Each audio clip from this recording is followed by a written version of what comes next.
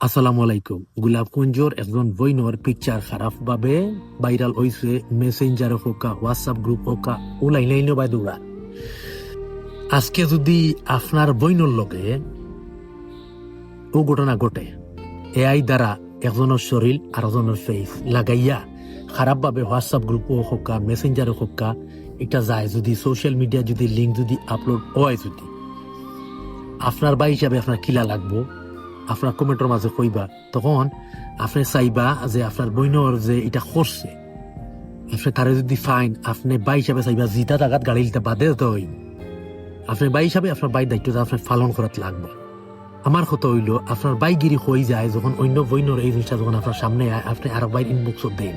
আপনার তো বোঝার দরকার যে মা বোন সবর আছে, হয়তো এই বইনের লগে এই জিনিসটা রং ভাবে হয়েছে, আমি অন্য কেউ দেওয়ার খাম নাই, আমার যে দিছে আমি ব্লক মারি করাই ফেলাই দিই, শেষ।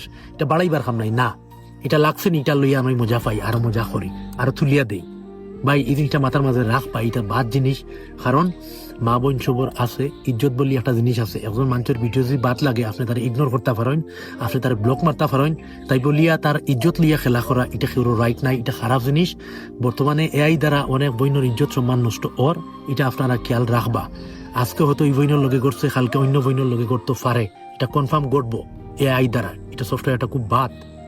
একজনের শরীর আর একজনের ফেস লাগাইয়া আপলোড করিয়া মানছে খেলালোর মজা লোর, বাট এটার বিপক্ষে আপনার প্রতিবাদ করবা।